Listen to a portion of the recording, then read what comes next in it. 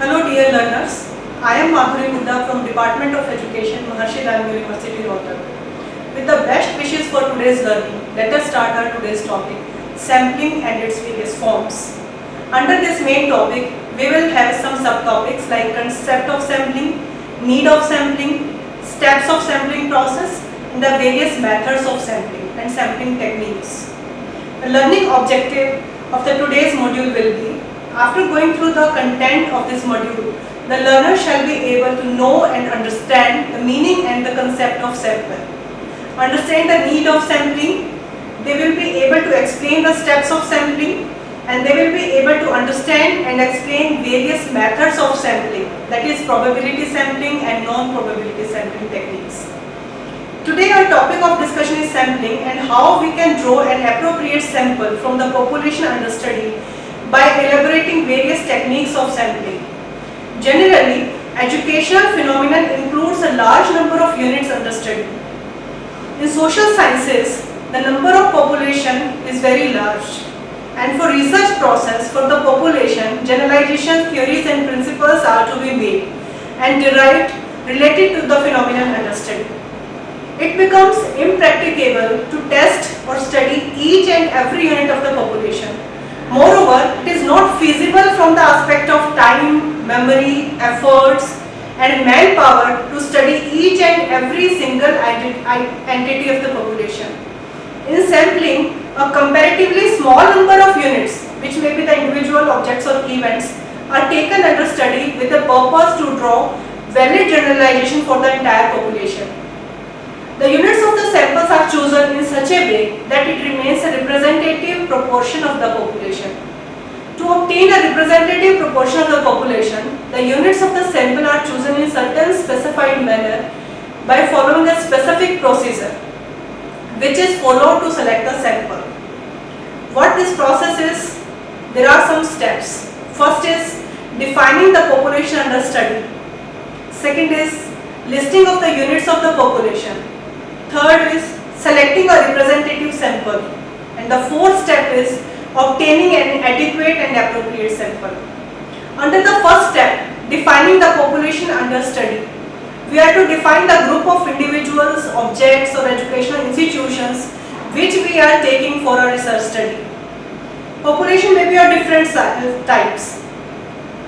First is finite population. A population with finite or fixed number of units is called finite population. For example, a population of IQs of 50 students in a class, intelligence scores of 50 students in a class. A population with finite units is called finite population. Population with infinite units is called infinite population. And the population may be called existent population when its units are concrete. It may be called hypothetical population when the number of units is not fixed and not concrete, and the population of all possible ways in which an event can materialize.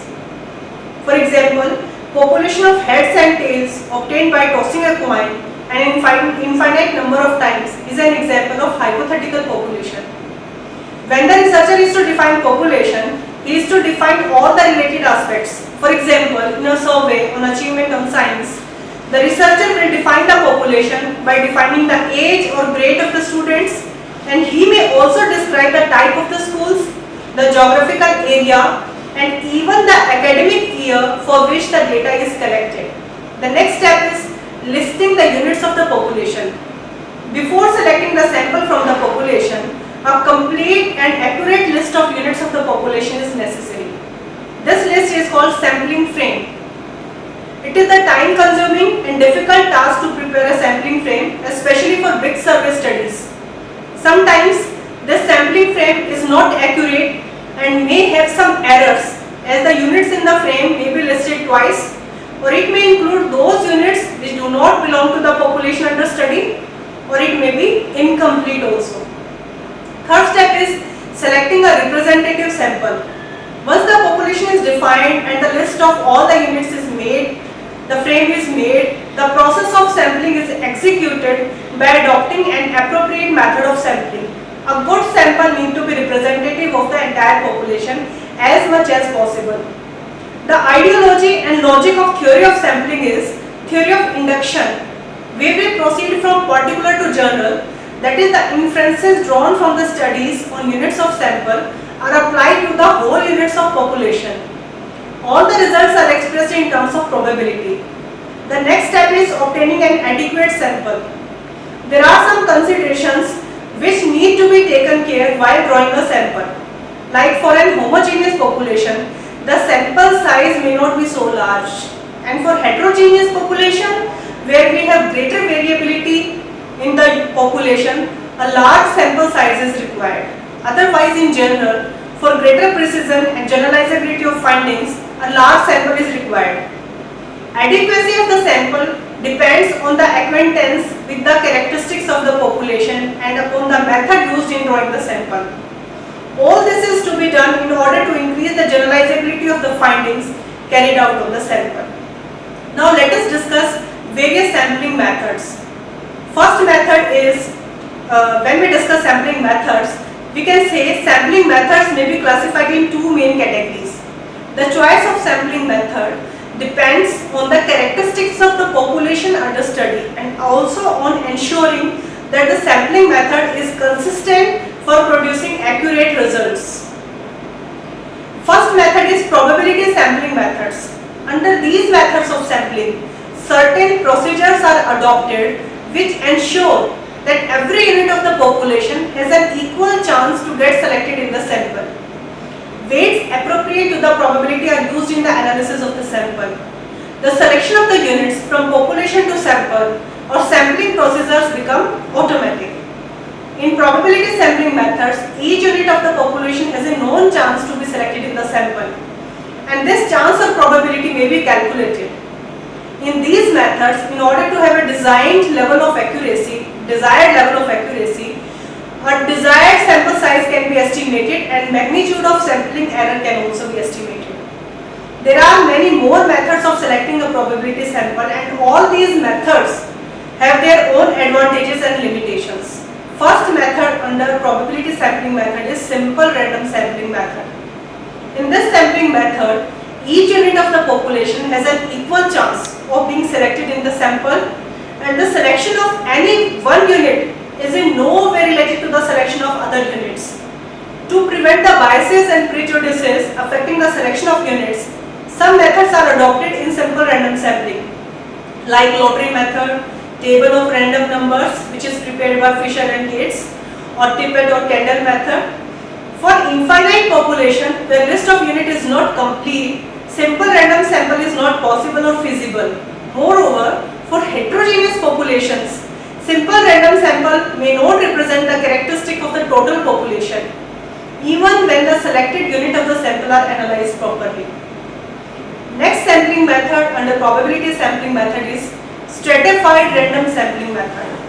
When the population is heterogeneous, then the choice of using simple random sample may not be fruitful, as it may by chance have an undue proportion of one type of units in it. Therefore, it is necessary that the units selected in the sample should be in proportion to their occurrence in the population under study. When the units of the sample selected is in proportion to their occurrence in the population, then the sampling technique is called stratified random sampling. While using this method, the researcher divides and classifies the population into some predetermined strata on the basis of characteristics of the population. These strata are homogeneous with respect to these particular characteristics. Now the researcher may use random sampling technique to select the unit from these homogeneous strata charts. If the number of units selected from the various strata are proportional to the total number of units in that particular strata, then this selection will be a proportional allocation. And the next method is, under probability sampling method, is systematic sampling. For a finite population which can be accurately listed, a process of systematic sampling of units will be as good as simple random sampling. In this process, all the n units of the population are listed in alphabetical order or in some other order. In order to select a sample size n, he is to select any one unit from first k unit, so that nk is equal to capital N. Then he may select every kth item, but it is more convenient than simple random sampling. sampling may not be done. First case is where there is a trend. When the listing of population is in pattern of increasing and decreasing any characteristic, so the sample chosen may differ in their sample mean. Another process is where systematic random sampling is not advised. It is cyclic fluctuation in the population. Where there are cyclic fluctuations, then also bias sampling can be done if systematic sampling technique is followed. So in these two cases, systematic sampling need to be avoided. Next sampling technique is cluster and multi-stage sampling.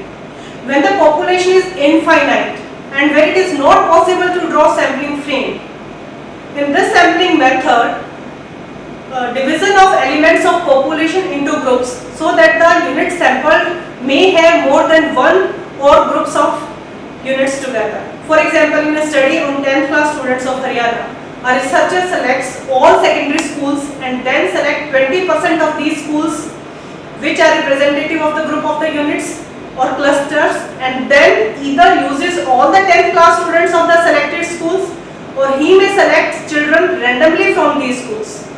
Now let us discuss what is multi-stage sampling. For comprehensive survey studies, multi-stage sampling is done. Here the researcher may use 2 or 3 or 4 stage sampling process. Suppose if NCTA wants to study the status of teacher education institutions from all over India at random, then the first stage will be the selection of states randomly so that it covers the north, northern, western, southern, eastern and middle zones of India. Then from these 5 zones, list of states can be made, and from the states the list of districts can be made. Then the districts may be selected randomly or we may fix the number of districts. Then from these institutes, all the teachers education institutes may be selected. Then the next sampling technique is non-probability methods of sampling. In non-probability methods of sampling, the units of sample are selected as per the discretion of the researcher. First type is judgment or the purposive sampling. In this type of sampling, human judgment is used to select the sample. Judgment of the researcher is used to select the sample. Like if the researcher is interested to study the delinquency among the adolescents, he uses his judgment and chooses the area where the cases of delinquency reported are more in comparison to the other area. Then is incidental sampling. In incidental type of sampling, the researcher may collect data from those subjects which he meets incidentally from the desired population. Next type under non-probability sampling is quota sampling. In quota sampling, the researcher first fixes the quota, that is the number of subjects to be included in the sample, and then collects data from those fixed number of subjects which he made first, then the others. These are the various types of sampling. So dear learners, let us summarize the content which we have learned throughout the video.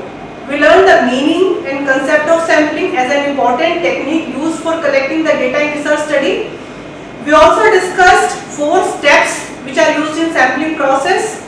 Then we described in detail various sampling methods and techniques like probability and non-probability sampling methods in detail. I hope you enjoyed today's learning session. Thank you.